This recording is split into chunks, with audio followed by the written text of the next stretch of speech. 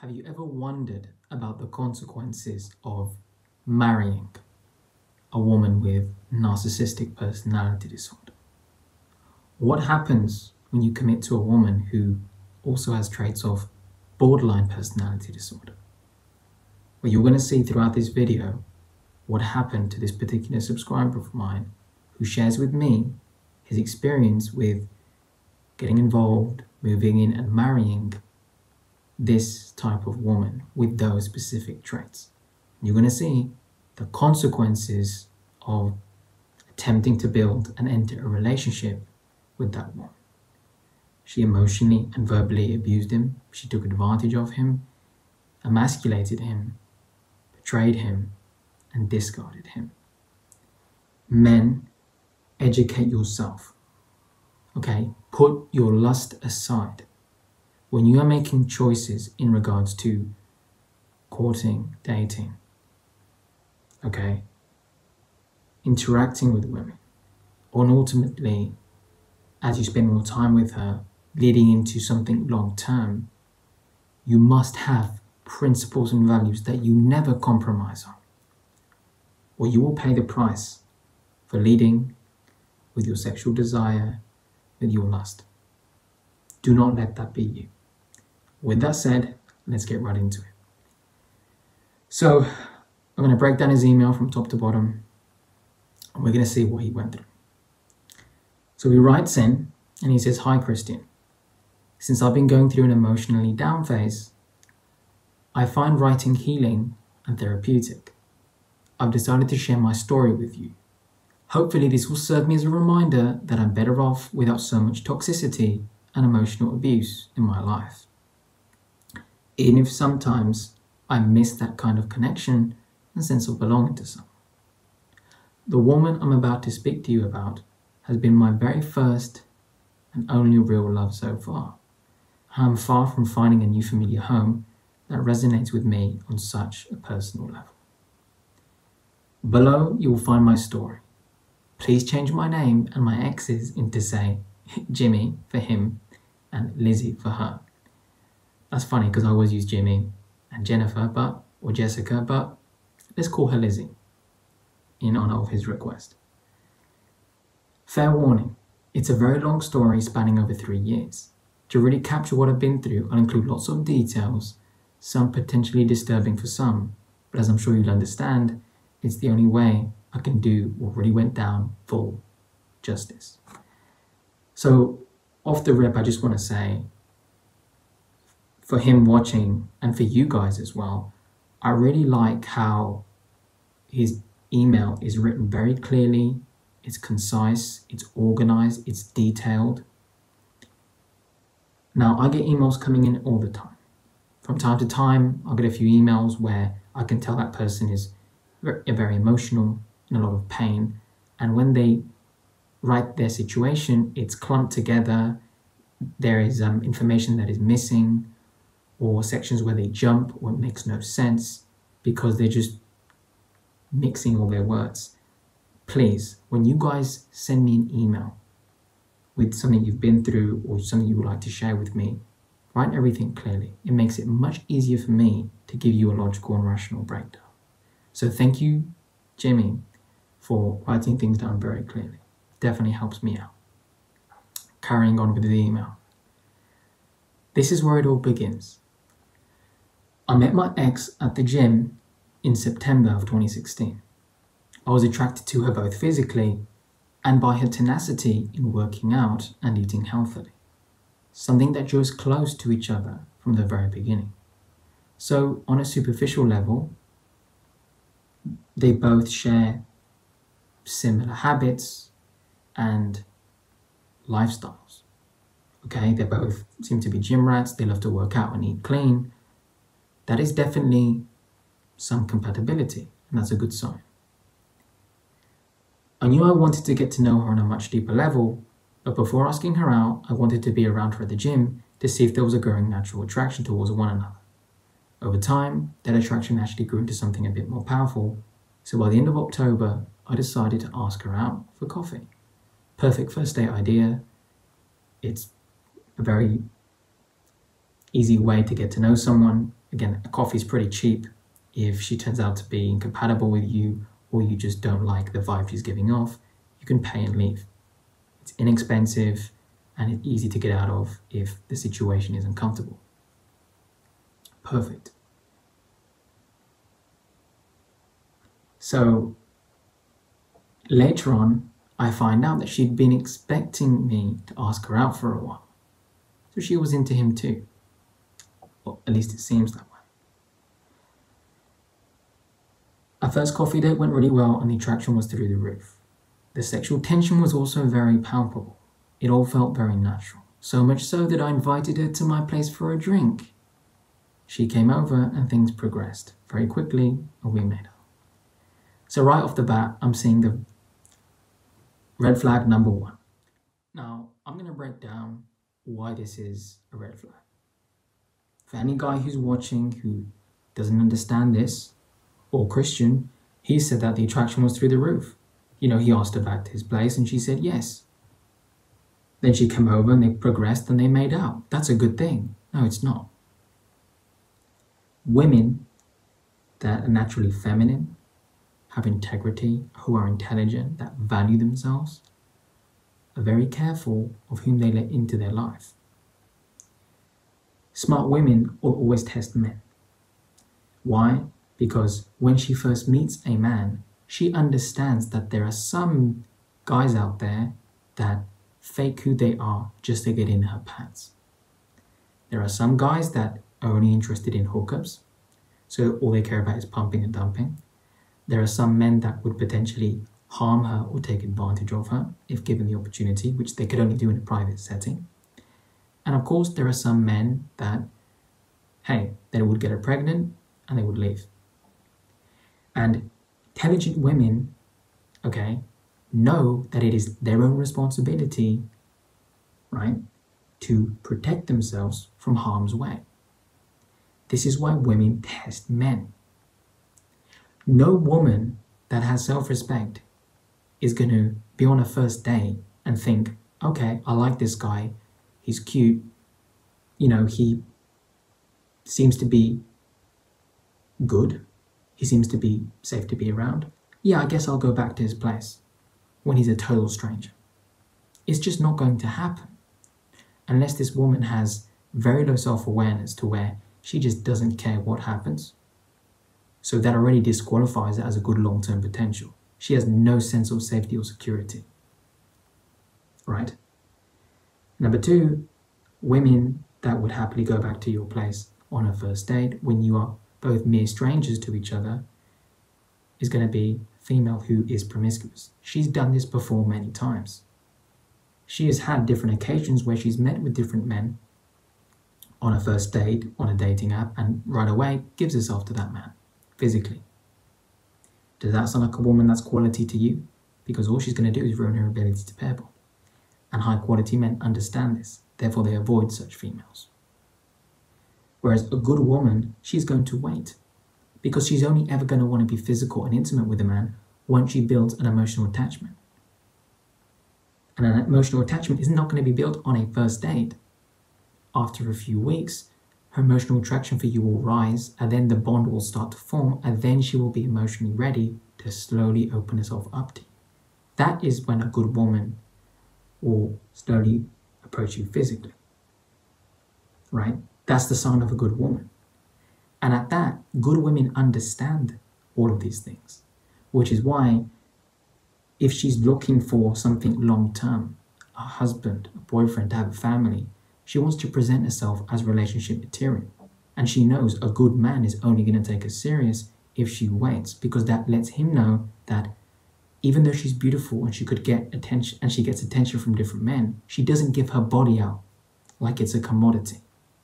She reserves her purity, and she only gives it to a man once she builds an attachment to him. That is why I want all of you to understand why even something like that is so serious. But when you're a guy and all you care about is your lust, and you're just taken aback by her beauty and her appearance, you won't think about these things because you're mesmerized. But when you are rational, when you have principles, you can sit back and relax, and you can see how something so small makes such a large difference in the long run. That is why I want you guys to never forget something like this. Good girls are always going to wait. She will say something like, I really like you, I really appreciate that, but I don't want to go back to your place yet. I don't really feel comfortable. I don't know you. We are both still strangers. Once I'm ready, I will be open to that. That's what a good girl's going to tell you. So I really want you to understand that. Again, for the idiots that don't figure it out, I'll give you one tiny example. Would you want your daughter to go back to a guy's place on a first date? Oh yeah. I don't even have to say anything else to that. All right, carrying on with the email. After that night, things progressively started going badly. What a coincidence. Due to inexperience, confusing limerence and lust with love, and a general lack of boundaries, we fell for each other almost immediately. Without truly knowing each other and having seen what we were like in bad moments.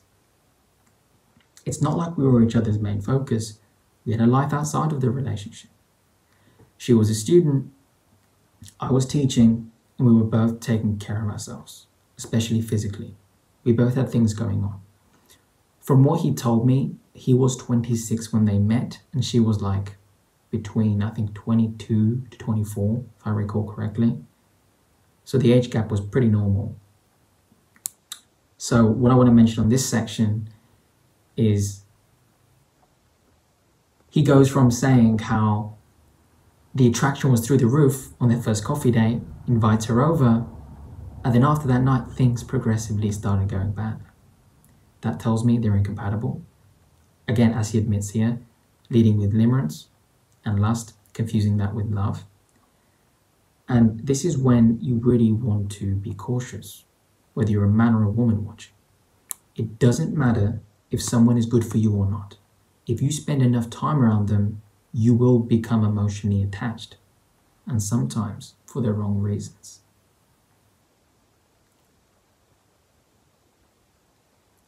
Even if they both have a life going on, look at what happened. It ended up progressing, they ended up becoming closer and closer, as you're going to see. Believe it or not, 3 months in, we were living together at my place. Oh, I definitely can believe it. Only today do I realize what a foolish mistake that was. I've learned my lesson. Do I regret it? I'm ambivalent about it. Yes and no. Yes, because we barely knew each other and didn't know what we were like in such close proximity over a consistent period of time. True statement. And no, because I knew she'd leave the country at some point the following year when she'd finish her studies here in Italy. So he is based in Italy and she came all the way from America.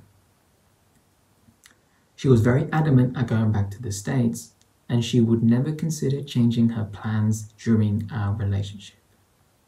Back then she was obsessed about going back to kickstart her career in the States and making it there. So remember, when a woman enters a relationship with a man and she starts to become emotionally attached, so long as she can pair bond, if you are really what she wants and she is emotionally stable, she's a good woman with morals and integrity, she will become emotionally imprinted by you because you will leave an impact on her. And by that point, she should become a relationship focused. She will naturally move more into her feminine, nurturing, caring, and you will become her top priority. That is natural for a feminine woman. So when I'm seeing here a woman being obsessed about kickstarting her career, right, that's a woman that really isn't focused on the relationship, but instead focused on her own life. She wants to be a career woman. It doesn't sound like she wants to be a mother or a wife to you. Something to think about.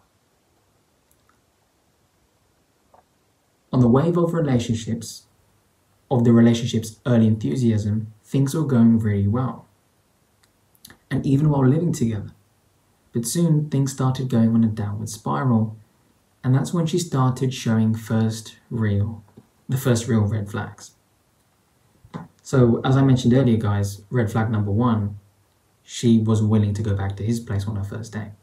So therefore she disqualifies herself as relationship material. Of course, he didn't know that, but he went ahead. The second red flag was he moved her in. You never move in with a woman unless you're planning to get married or you are married. And that is a decision you should only make after 3 to 4 years of consistent dating. Again, you can spend Monday to Friday at her place. She can spend Saturday to Sunday at your place. But you have your own thing, she has her own thing. You come together, you have your time apart. Therefore, when you don't live together right away in the limerent stage, you can push through it. You can see the ups and downs. You protect your assets, and so does she. You lower the risk of unwanted pregnancy, of settling for each other, of getting complacent, and getting married at a convenience. Because once limerence is done, which takes 2-3 years, can sometimes be extended longer, at that point, once you come out of that emotional fog, and you can see her for who she is, as long as you determine she's consistently feminine, honest, and faithful to you, and she's been patient, she hasn't pressured you, even though she will bring up from time to time, where is this going, when are we getting married? If she shows you she's a good woman, at least you make the decision from a place of logic and reason, not from a place of lust and emotion. And by then, after 3-4 years, when you do decide to move her in and marry, she will value your time even more, because she will feel like she has earned the position of being your wife and living with you. So you control the frame, you stay strong in the relationship, she will respect you and admire you, which is what you want as a man and what she wants as a woman. That is why you want to do it the right way. And that's why it's a red flag. But for him, these are the first real red flags that he could notice with the knowledge he knew. First, she had very poor emotional control. Whenever she was feeling emotional, she had these very intense emotional outbursts, during which she'd scream, cry, and being outright violent, especially towards things. So if you flip that for the ladies watching, how would you feel about dating a guy who's having an emotional outburst and starts breaking things and becoming violent towards things? Because the only thing that's going to be going through your mind is, if he's breaking things, he's eventually going to start breaking bits of my body. So that would scare a woman. But here we have a man, and he is saying, whoa, if she can become violent to objects, potentially she could become violent to me. Yes, that is a very serious red flag. It is understandable that, yes, women are emotional beings. They can become upset, but good women, they don't do things like this. They don't have freakouts like this. Clearly there's something going on up here that we haven't discovered just yet. I took this as the utmost sign of disrespect towards me and my apartment. Absolutely. Again, this is something that can happen when you move a woman in and she's just your girlfriend. You're just dating and courting. What if she's psychotic? What if she's abusive and you've moved her in? She's got access to your place. What if you put her on the property? What if you put her on the name and the lease isn't done? What if you move half around the country or half around the world to be with her and she turns out to be bad for you? Now you've got to go back and move everything out, which is not only going to cost you financially, but it's going to be 10 times harder and more painful to walk away when your life is meshed together with hers. So obviously he takes this as the utmost disrespect to him in his apartment. Absolutely. Whenever I suggest talking about it, she'd often refuse to do so on account of what I'd label as shame and avoidance. Very true. In April of 2017, her parents came to visit us in Italy. My first impression of them was really positive, and they could say the same thing about me. The red flags she started showing slowly disappeared. Well, they ain't gone anywhere. She just bottled them down below. They'll pop up again. They always do. And I had the feeling that she had started managing her emotional responses better. If that were true, that would have been great. And that's why as well, you want to give a woman a little bit of time to see if she does improve on her own. But again, when you spot red flags, it's never going to be worth it. Come on, guys. You know this now. Because she couldn't stand not making money while she was not studying, that summer she went back to the States for a summer job.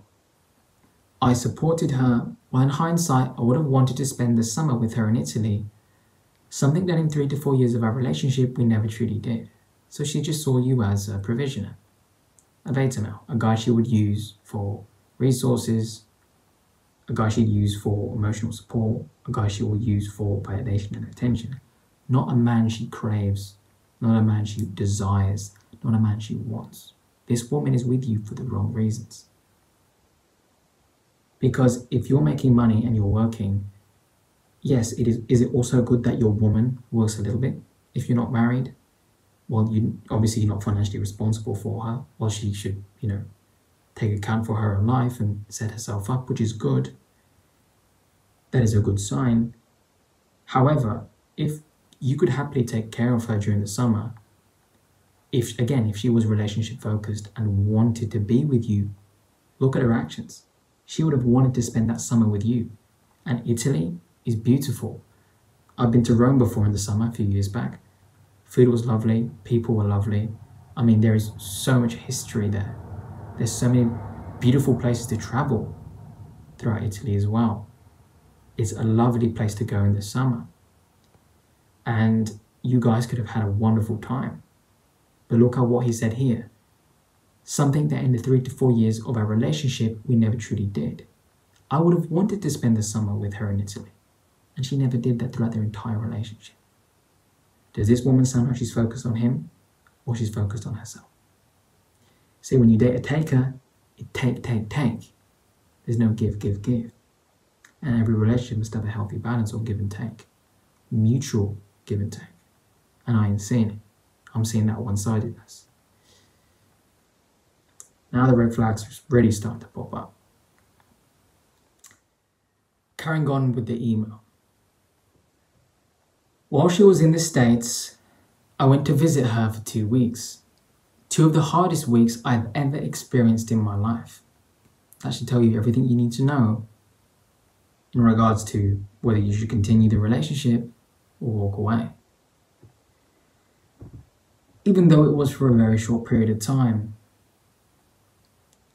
I was very much impacted by the stark difference in lifestyle and values I found in California. I didn't feel welcomed or understood by her family, who didn't try to make me feel included one single time. What a lovely family, right? My ex took their side, saying things like I was really awkward and that I needed to get a grip on my social anxiety. Oh, isn't she sweet? So right off the bat, she's also letting you know she doesn't respect you. And she's saying that in front of her family. This is the type of woman that's just going to use you as an emotional punching bag. A good girl with good values, who was raised well, she's never going to talk to her man that way. Especially in front of her family, she should be building you up to them. She should be telling them how proud she is to have you as her boyfriend. And she should be making you feel welcome. At the end of the day, you're her guest there. And you flew all the way to be with her during the summer and she can't even put you first. I left the country feeling unsupported, but my love for her, my lack of boundaries and self-respect got the best of me and I persevered. See, what is key here is that he felt unsupported. For the ladies watching, us men, we want our woman to support us. We want our woman to be our biggest cheerleader. Okay? We want to feel like she has her back. She has our back. Okay? Men care about that. Men thrive on respect and admiration in a relationship. Okay? Because at the end of the day, men lead, women follow.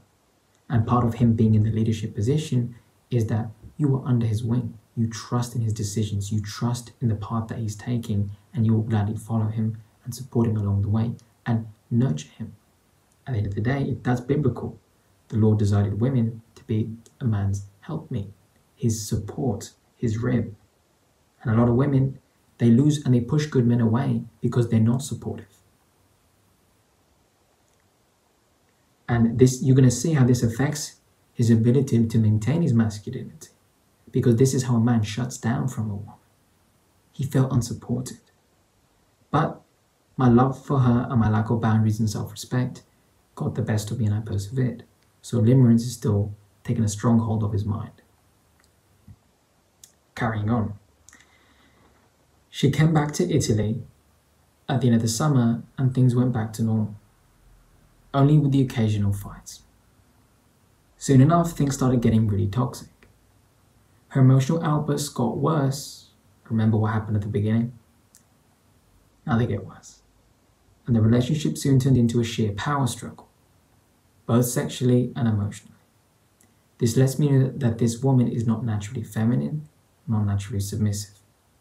And since you mentioned California, I'm guessing she's definitely liberal, feminist, a woman who rejects her own feminine. And for the record, I actually had a few interactions with Jimmy via email where he gave me a few extra talking points and gave me more background information, and it did tell me she was pretty much a feminist, so it goes without saying. So there's a power struggle in this relationship. Sexually, it was the way she would have wanted to have sex. And emotionally, she slowly started to pull my strings and convinced me to follow her to the States when she'd leave that December, and that if I hadn't done so, that would have meant that I didn't really love her. So she's trying to emotionally manipulate you, guilt you, and control you. Basically, if you don't do what I want, you don't love me. And sexually, remember, women in the bedroom, they want to be dominated by a real man. Let's be real. All women fantasize and crave that. Because at that point, she's her most vulnerable, she's open, she's at her most submissive, and she's giving herself to you. Because again, as a man, you don't just lead in your relationship, in your day-to-day, you lead in the bedroom. Women want dominant men in every area of their lives. But this woman, she's the one who's attempting to be dominant. What masculine man wants to be dominated by a woman? It ain't gonna be me, Chief. I'm telling you that right now. I don't like that. Other men don't like that. And look how he doesn't like that. Even he can see how it became a power struggle, because as she starts to emasculate him, she tries to take control of every area. And this is a mistake that a lot of men make. You never give your power to a woman. Not only will she lose respect and love for you and lose her ability to trust in you to be a man, but you lose yourself. You participate in your own demasculinization, right? Your masculinity is going to start to fade away, okay? You know, and unfortunately, a lot of men think that women control the direction of the relationship by default, so they just have no problem giving her the power. Wrong. Real women do not want the man to lead. She might test you and fake a few times that she wants that, but that's a challenge for you to step up, put your principles, your values down, you get into the car, you get in the driver's seat, and you lead. Because at that point, then she knows I can trust in him to be a man, he's going to protect me and make me feel safe. Okay, I'm just going to be a good girl, I'm going to sit in the passenger seat, and I'm going to follow his lead. That's what women want. When women have the power, they lose any respect left that they had for you, and they will treat you like a doormat. Because she can't feel any intimacy, any sexual attraction, any emotional attraction, any love or respect for you when you give away your strength to her. She doesn't want to make the difficult decisions because she's a lady.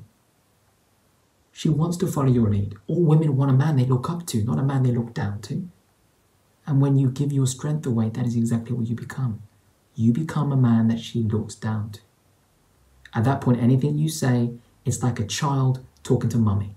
She's going to look at you and think, look at this kid, right?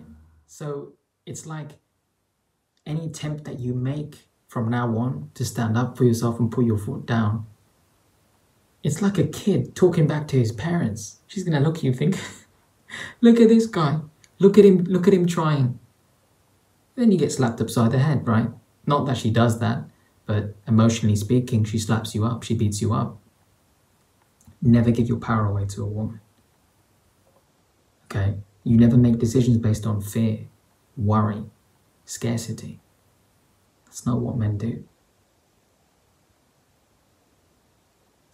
So he caved, and out of fear of losing her, he booked the ticket to go. So at that point, she knows he's going to America, not because he really wants to be with me, but because he's scared to lose me. You think a woman's going to respect you when she can feel and she knows without a shred of a doubt that you're only doing it out of fear? How can she trust in you?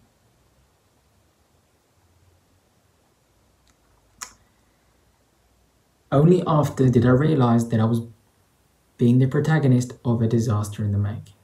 That's what I like about Jimmy. He's honest about his mistakes. He can admit that to himself. He's got enough self-awareness. And of course, he has the courage and heart to share his story with me and ultimately give me permission to share it with all of you to learn from his errors so that all of you can make much better choices when it comes to relationships. So at least, he's on the right path now. So as he said, I'm the protagonist of a disaster in the making. Soon enough, did I realize that I moved for her, not for me. What have I just been saying?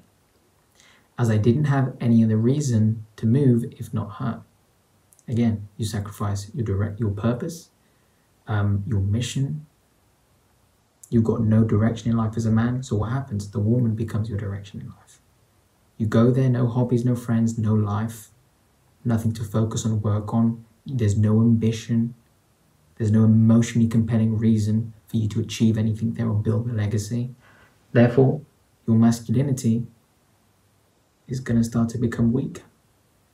Because to grow as a man, you constantly have to challenge yourself, break through emotional barriers, achieve, improve, become better, overcome adversity. That's part of you having purpose, something greater outside of yourself that you live for, that you thrive for. Women are attracted to a man that has ambition, especially when he's good at what he does. But you will also have more confidence within yourself because you know, okay, I don't even need a woman. I'm happy as it is. My life is so fulfilling that I only choose to have a woman if I want her. Not out of fear of loss and, oh, I need her. No. But that's what happened. He moved, he caved, and then he realizes, I moved for her, not for me. And she knows that too. Furthermore, when I told her that we needed to find a different place to live because living with her parents would have affected our intimacy, she turned me down and said that we couldn't afford living elsewhere because of the living cost in the Bay Area, which is actually true. After some research, I realized she was right, that living at her parents rent-free was the only realistic option for us to be together. The only easy route for us to be together in the States was through a marriage. She was never into it, to the extent that she never told her family. See, you never want to get married at convenience. Ever. Her avoidance to disappoint them played a role too, I'm sure. More on this later. However, that was the plan to get married. So he's going to pull the old, I'm going to move there, get my green card through marriage, then it's easier for me to stay. I mean, in Europe, as a European, I've seen this happen in lots of cases where you'll see men, they'll date women from countries in Northern Africa or Asia that will come here and then they marry so that they get their European passport or whichever country it is, whether the guy's from the UK, he's from France, he's from Germany, he's from, Spain. That does happen a lot. And also, there are many people that come from the Middle East, again, Asian countries, and they will move to America or Canada, and they will marry someone from there, so they've got the green card, and it's easy for them eventually to get citizenship, things like that. You want to avoid those traps. It doesn't end well. That's not why you should ever get married. So, as he said here, she never told her family. So she's embarrassed to even want to marry you. What does that say? I've got no more words to say on that. I left for the States early January of 2018. We lived in an outhouse at her parents' house. Things started crumbling pretty early. Our physical intimacy went down the drain. She feared her parents would walk in on us, might hear us, especially her dad whose office was next to our bedroom. The moments we'd spent together decreased both in quality and quantity. Because of her obsession of making as much money as possible, as fast as possible, she started working 2 to 3 jobs, meaning that she'd wake up at 4:30, go to work out, then go to the city to work and come back home around 9 to work on her online job. So, in a way, she seems very masculine, very ambitious, doesn't seem very feminine. Which again, it's good if she's doing that as long as when she comes home, she's being feminine around you. That's what you gotta look at. As we all know, everybody watching this so far knows, it ain't gonna work out that way. I'd basically just see her before going to bed. She was so tired and exhausted that we wouldn't do anything besides sleep together. And I mean not having sex, but actually sleeping, he says. I love her and I supported her throughout, but soon her mental health started suffering severely. I suggested her quitting one of the 2 jobs she had. I didn't make a dent. Again, this comes back to what I was saying before. Right now, you're under her submission. She's the dominant one, she's in the masculine, she's leading, and you're following her. Anything you say, again, it's like little Johnny telling his mummy what to do. His mummy's going to scold him and put him back in his place. It's going to go in one ear, out the other, because parents tell their children what to do. Children don't tell their parents what to do.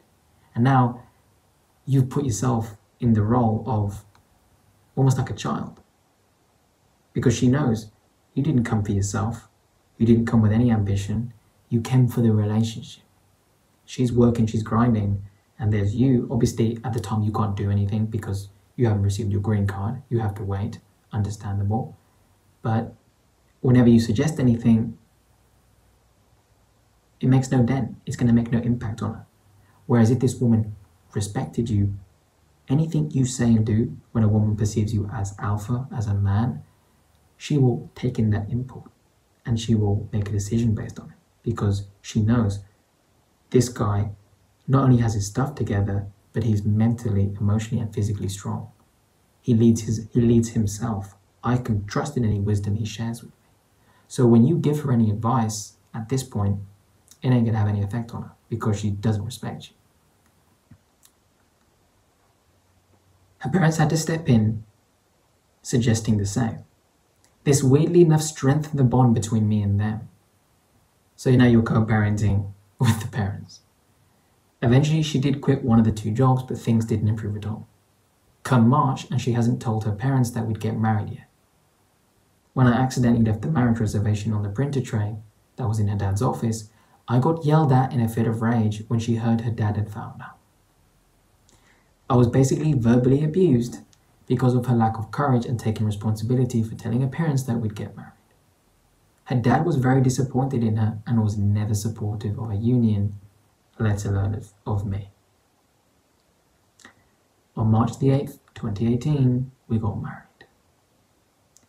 and started the proceedings for me to legally work and live in the States with a green card and an SSN. It was a long and convoluted thing that landed me a job only in September of 2018. After the marriage, which I should say was done in full secrecy and without anyone taking part in the ceremony, things got even worse. First off, she didn't want me to call her my wife in public, and she didn't want me to tell anyone.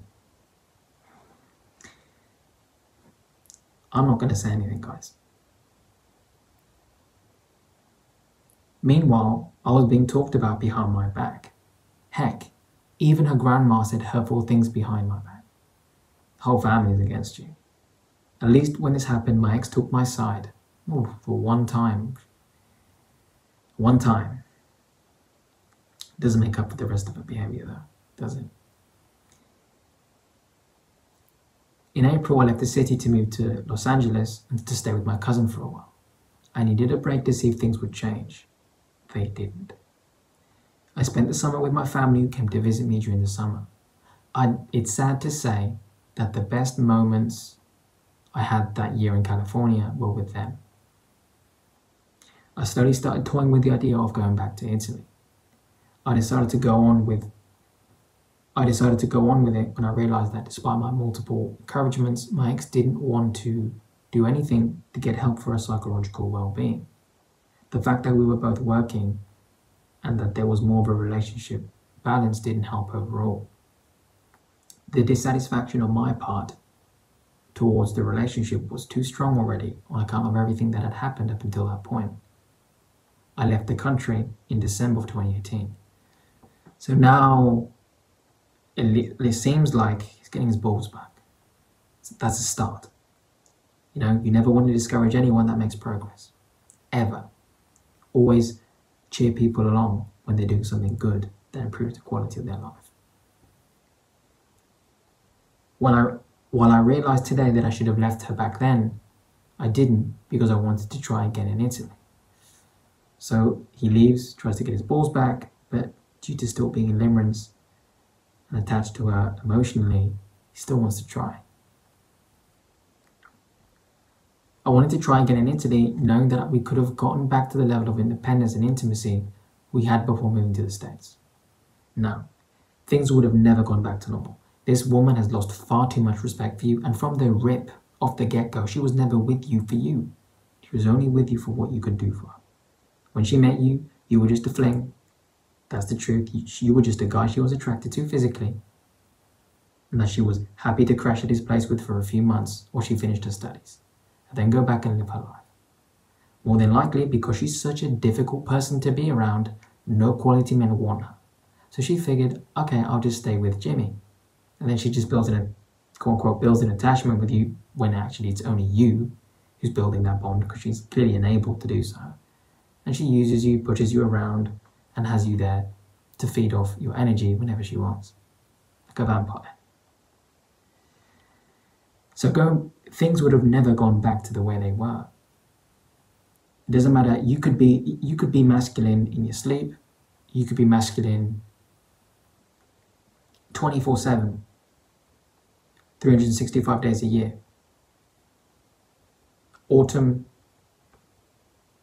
winter, spring, summer, it doesn't matter. You could be masculine whenever and wherever. It's not going to change the way this woman sees you, because now you've made that impression to her forever that in her eyes, you're weak. And since you were never what she wanted emotionally, or even that she was capable of wanting in a man, she would never treat you well. Things would never go back. But of course, he thought, okay, if we go back to Italy, maybe things can go back to the beginning. You can only move forward in life, you can't go back to the past. What's done is done. During the 7-8 months apart, my sense of self and what I wanted and would not tolerate anymore increased exponentially. Good. When she came back, I was both happy and afraid that things would spin out of control like they did in the States. That's why I asked her to take responsibility of her behavior and emotional responses. Otherwise, this wouldn't work. Good, so now you're standing up for yourself. Things started to get better, but only for a little while. Over time, we completely drifted apart. You don't have the same core values, the same belief system. Again, like you mentioned, Jimmy, when you went to America, you saw how the lifestyle and the values were very different from yours. Compatibility. Chemistry and compatibility are essential for the longevity of a relationship. Chemistry being attraction, physical, and compatibility being core values, belief system, lifestyle, goals, shared interests, and outlook on life. If you don't have that, you have nothing. She wanted to travel, I didn't.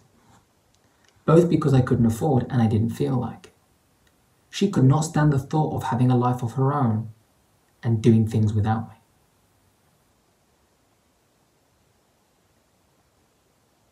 Resentment on her behalf started showing.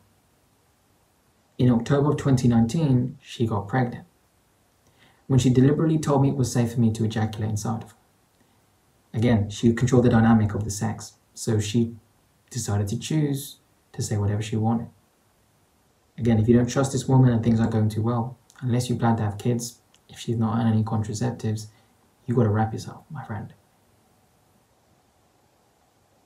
When we realized she was indeed pregnant, we both made the rational decision to get an abortion.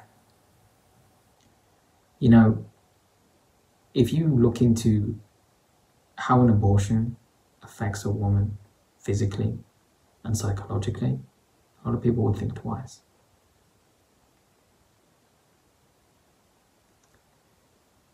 When she deliberately told me it was safe for me to ejaculate inside of her, and then we realized she was indeed pregnant, we both made the rational decision to get an abortion. We could not keep the baby. We simply didn't have the room and financial availability to raise a kid. Additionally, we were not in an emotionally stable place. I know how things like this emotionally wreck a woman, and I never thought things would go the way they did. When she came back from the States to get the abortion, I thought we were getting past it together as a team, but boy was I wrong. Things at my apartment were not going well, and it was hard as hell for us to have our own physical and mental space. I threw in the idea of us getting our own space for a while, at least until we'd got back to a lighter place. The idea was also to spark the mystery and curiosity of seeing each other again after some time. So basically, what we should have done back in 2016 when we met. Again, past ain't going to change anything. She moved out early February. Long story short, in February 2020, I found out she had been having an emotional affair with the dude she met at the gym for a whole month. What a massive coincidence. You both met at the gym. She meets your replacement at the gym. Now, I don't like using the word affair. It kind of like waters down the severity of cheating. It's emotional betrayal. It's physical betrayal. Okay, it is one of the worst things you could do to someone. Okay, it's premeditated. It's evil. It's immoral. Infidelity, that's grounds for a divorce, biblically speaking, morally speaking. So, I found that she'd been having an emotional affair with the dude she met at the gym for a whole month. She had done everything without a shred of remorse, admittedly saying that she never considered my feelings had she been found out. Talk about lack of empathy. That is a very narcissistic thing to say. Again, all monkey branches are narcissistic. Because where cheating and monkey branching is different is that cheating is when your partner steps out on you and then they just don't do it again. For whatever reason, they regret it, their needs weren't met, which is still wrong, but they cheat on you. And then maybe they feel guilt and shame, or they don't want to get caught, so they stop doing it until eventually they get caught, but they stay in the relationship with you. Monkey branching is when not only do they cheat on you, but with the person they're cheating on you with, they build a connection with them, cut the connection with you, and move into a relationship with the cheater. That is monkey branching, right? So it's cheating with extra steps that becomes a new relationship. So now he finds out she's monkey branching. She had done everything without a shred of remorse, admittedly saying that she'd never considered my feelings had she been found out. That is a disgusting thing to say. This made me realize she wanted to cheat on me. Something she'd excuse with, I would have left you anyway. Dude, she's not a good girl. She was never remorseful. I was devastated. My heart goes out to you, Jim. I was on antidepressants and anxiety medication for 3 months. I lost 30 pounds. I never thought she would do something like that. In my attempt to untangle the skein of this whole nonsense, I started piecing some things together. Her tendency to BPD, borderline personality disorder, her avoidant style of communication, the lack of solidity in the relationship with her dad. However, still today, I never would have thought she'd do something as cruel as that. I started the divorce proceedings immediately. Her lack of remorse and manipulative stonewalling was the straw that broke the camel's back. I was desperate, touch-starved, and I missed her, or rather, the idea of her and her body, limerence and lust. Early May of 2020, I texted her, asking if she wanted to see me. She accepted. That's when a narcissistic love triangle started. When she would control me and her affair partner as puppets. She was the attention-seeking puppeteer. The pick-me dance had started. For a whole month and a half, she would see me and her affair partner. She refused to welcome me into her apartment out of fear of being judged by her housemates. We couldn't walk around the city centre as she feared being seen by the affair partner, or worse, some of her housemates. Meanwhile, I got blocked on her Facebook, her Instagram, and the main feeling for me was like walking on a sea of eggshells. Again, there was no reason for you to reach out to her. After what she did to you, you should have been like, fine, we start the divorce proceedings and contact me when we have to sort out the paperwork.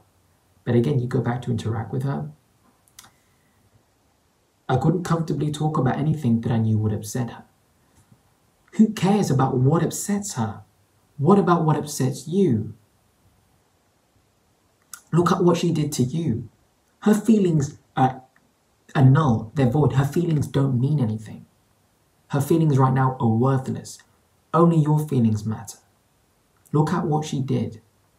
At the very least, she should be apologizing. Hey, listen, I'm sorry. Nothing. And if you don't get that, that's it. You're done. No more communication. You keep it strictly to the divorce proceedings. So even after she betrays you and flaunts to you that she didn't care about it if she got caught or not, you go to interact with her and you still feel like she's controlling the dynamic. Guys, do you see what I mean? Where you never give your power away to a woman, especially not to a woman like that, who hurts you, who does you wrong.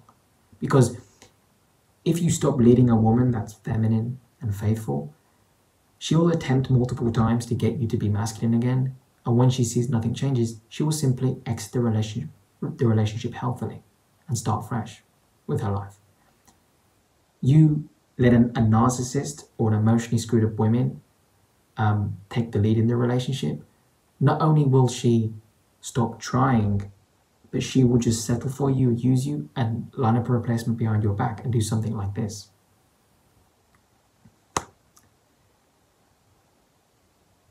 Retrospectively, it was a nightmare. One day I asked if she had made plans for the summer. She said she talked about going to the south of Italy with her affair partner, but they hadn't made any plans just yet. Through someone we both know, I found out she indeed had made plans already to go on vacation with him. She just elected to lie to me by omission. Yet again, another manipulative tactic. That's when I had it. I couldn't stand any more secrecy, lies or manipulation. And that's when I realized that the person I'd met all those years before, or at least who I thought to be, had vanished. I knew everything she'd say after this would be questionable, and I couldn't live like that. So your morals and principles start kicking in again, and now you start putting yourself first. And this is what it took. She wasn't there anymore, and I knew she wasn't redeemable. Amen. Say Jimmy did get his balls back. I called the lawyer and told her I wanted to continue with the divorce proceedings. The divorce will be final sometime this year or early 2022. A major turning point was early 2021 when I felt I had turned a corner despite having spent the holidays without someone I loved so fiercely for the first time. However, exactly when things started going a bit better, another major traumatic event took place. I got run over and I suffered a near fatal injury. You know, bad things come in twos. And that is terrible, and I do hope you've recovered properly from that. I broke my left thigh bone, which tore my skin and had to get surgery. I had to be in the hospital for 3 weeks, and I've been doing physical therapy for the last 6 months. I wanted to die. I wanted to give up. I hit rock bottom, but thanks to my family, physical and psychological therapy, I didn't give up. Good. I'm glad you're still with us, because your life isn't done. You're young. There's still hope for you to move on.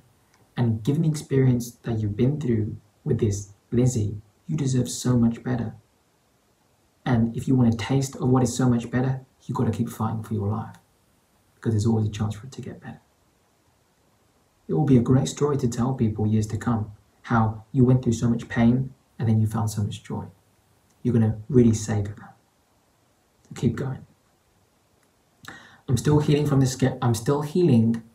scary amount of emotional and psychological abuse I've endured all these years, especially after having been close to someone with very poor emotional control and lack of a healthy communication style. In the aftermath of Discovery Day, I did some things I never thought I was capable of, like stalking or appearing unannounced at her place. I don't know what got into me back then. What I've learned is that reactive abuse is a real thing. Absolutely. If you beat a dog enough times, doesn't matter how sweet it is, it's going to bite back. Not out of attack, out of defense. If a woman pushes you too far, you might snap back at her from time to time, or react out of defense. If a man keeps hurting a woman and abusing her, physically, emotionally, eventually she's going to attempt to fight back. That's reactive abuse. This tends to happen a lot with narcissistic and emotionally unstable individuals. She never wondered if the things I did were a reaction of what she put me through because she lacks empathy. After all, it was all about her. I've been in therapy on and off for the last year and a half, and I've learned so much about myself and relationships. Good. What I want in a partner or what I'm not going to tolerate anymore moving forward. I no longer hold a grudge towards my ex, but I don't forget. Was I ever in love with her? Probably. Because even though this person did something horrible, it left a mark on me and I'm still struggling to let her go. She left a negative emotional imprint. Did she love me as fiercely as I loved her? No, I don't think so. Overall, I'd say it's about what she gets from the relationship. She wasn't giving. Thank you for reading my story. You will probably cringe at this whole thing, and I won't blame you if you said that this relationship was never meant to be, or rather even start. You're damn right. It should have never started. I do realize it's scary, and that's why I'll leave it to you to decide if you ultimately want to share it in a video where you talk about the questions I sent you in my previous email. Thank you so much for reading, Christian. Take care. By the way, her affair didn't last. Earlier June this year, I found her on Tinder, in case you wondered what became of her. Well, that's pretty much what he went through. That's Jimmy's story. But he did give me a little bit of extra information, and I would like to add that too, before we end the video. So he said, "Hi Christian, thank you for your reply," because I responded with the voice recordings. "After watching your latest video and reading your answers, I feel like I should include some more information about my story that may prove relevant to the proper understanding thereof. Early on in the relationship, I had the feeling that when my ex would FaceTime her family, their conversations were very superficial. In other words, I did this, I did that. Over time, even simply by eavesdropping on our conversations, both on FaceTime and in real life, when I lived in California, it felt like they wouldn't talk about anything serious or growth-oriented unless something painful happened. What a nice family. This whole situation escalated quickly to something very toxic when I was in America. First, my ex didn't want me to interfere in the conversations between her and her family, and she didn't want me to take part or express my thoughts. That's control.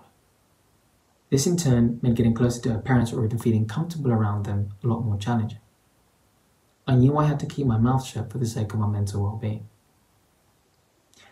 Second, because of how busy everyone in her family was, they barely talked, let alone have deep conversations.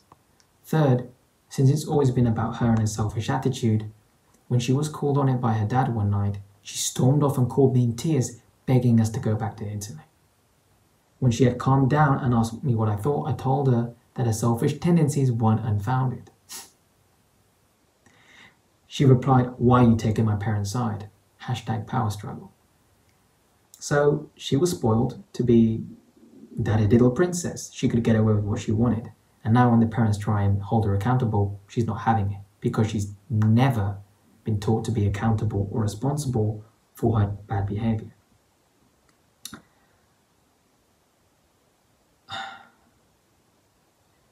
When I was in America, because of how toxic my ex was and how deeply it was affecting the household, I grew closer with her parents. They disclosed to me how difficult her life during high school was, both in terms of bonding with others and getting good grades. Something disturbing I found out during one of those conversations was the similar behavioral patterns that used to take place in the past as well. Either situations where she couldn't stick with something, either a project or commitment, or situations where in order to appease her entitlement, she would walk over others. I also should mention that when we first met, she opened up to me about an emotionally, physically abusive relationship when she was 18 years old.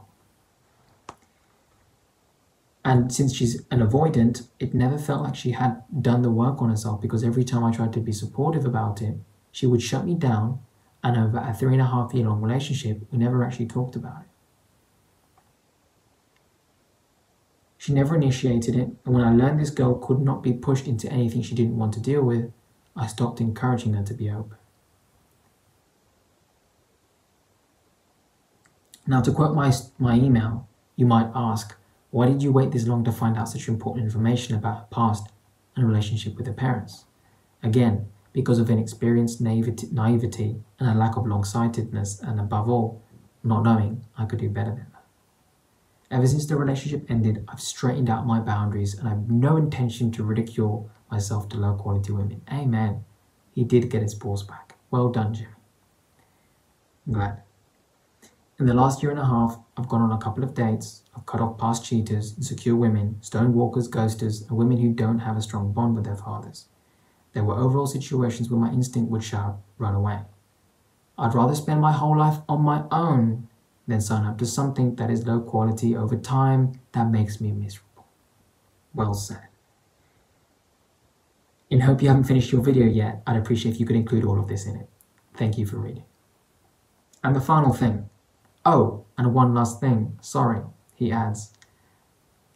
In America, during the time when she was really struggling mentally and was overborne with stress, she looked to self-inflict, banging her head on table corners, trying to slit her veins open and jumping off a car. Again, what I learned after she cheated to be tendencies of borderline personality disorder. And that's pretty much his situation. Now, Jimmy did actually send me a few voice recordings back and forth in response to mine, and he did tell me pretty much things like that. She seemed to be more of a feminist, didn't really have the same things as him. They did everything that she wanted to do. Anytime he would suggest anything, she would say no. She never once showed any signs of giving or loving to him. It was always him making an effort, chasing and pursuing after her, not the other way around. Again, she was very much a feminist. So, as you guys can see, Jimmy and Lizzie were not compatible. He had a good heart. He was faithful, kind, loving, giving. She was one-sided, selfish, narcissistic, abusive, hurtful, spiteful. Men, take relationships seriously, or you'll be forced into a situation like this, and then you will take it seriously. But with that said, we all know now that at least Jimmy is recovering. He's doing the work on himself. He's educating himself. He's got a good support group. He's pushing through mentally and physically. And thanks to this adversity, through the situation, this has helped him grow and being shaped into a much better man than he already was. Because he always has a good heart. Now he's got an even stronger heart. Now he's going to be even more empathetic, even more giving and more caring. The difference is now he will never let a woman take advantage of him. Now he understands about green flags and red flags. And because he's going to stick to his principles, he's only going to go for a good woman. But his story is going to be here on YouTube, my channel, so that all of you men can learn from it, take the lessons from it, apply it to your own life, so that you can avoid going through something like this. Alright? So with that said, hope you all enjoy the video. Again, it's been a very long one. I know you guys are enjoying these ones. And if you would like to share something that happened to you, such as in Jimmy's situation, or any video topics, or interested in booking a coaching call, the email will be down in the description. If you want to support the channel, as always, subscribe if you're new, and feel free to share my videos with anybody you may know who is in need of this advice. Hope you all have a lovely day. Thank you all for the love and support, and I'll see you guys in the next one.